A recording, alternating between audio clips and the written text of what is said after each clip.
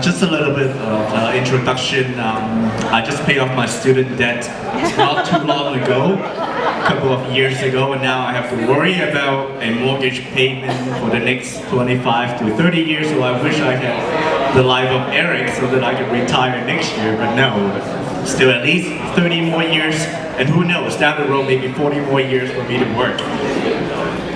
And I would like to congratulate Alvin back there of the Green Party as well for a young person to run for office in politics. I ran for office in the city of Toronto last year, and I can encourage a lot of young people to get into politics because working in government and working for people is one good job that you can have. Of course, the salary is pretty good, but you can also help a lot of people, and you can bring in your take and your perspective into the political spectrum. Now, just to be brief, I do want to touch on an angle that we have to consider for youth unemployment, because that is salary. What I worry about right now is for the next 30 years, will I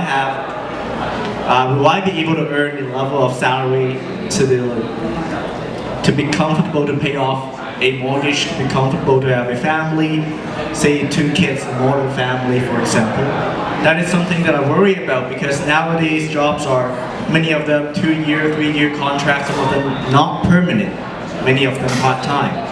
So I've seen friends who need to work 2 or 3 part-time jobs at a time, and they may not be able to make ends meet, and they have to commute a long way. If they live in Markham, for example, if they take the GO Transit to downtown, they pay about $7 one way, $14 both ways.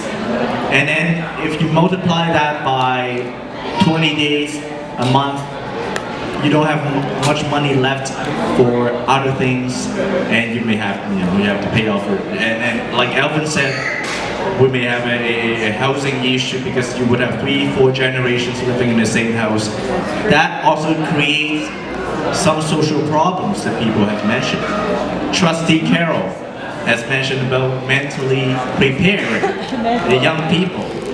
And I must say that nowadays in education in high school and university, they're more towards the academic side of people, but not really towards the mentally preparing young people to work in the environment. Nowadays, employers, maybe Adam can talk about that, and small businesses too can talk about that. They want young people to be able to do multitask. They want young people to have the soft skills, not just the technical skills. Now, our current education system, and also for many parents here, are we doing enough to help young people to prepare them for to get a job and to work well in that job? That is something that we have to consider, and I hope that we can discuss that down the road. Thank you. Thank you, Mr. Franco Ng. Yeah, definitely. Nowadays, education league, time to have a few volleyball games after school. So without enough games, you don't have the ability to work with other people, because all they have is computers, online game maybe, but that teamwork is different from real life. So Mr. Charles Young,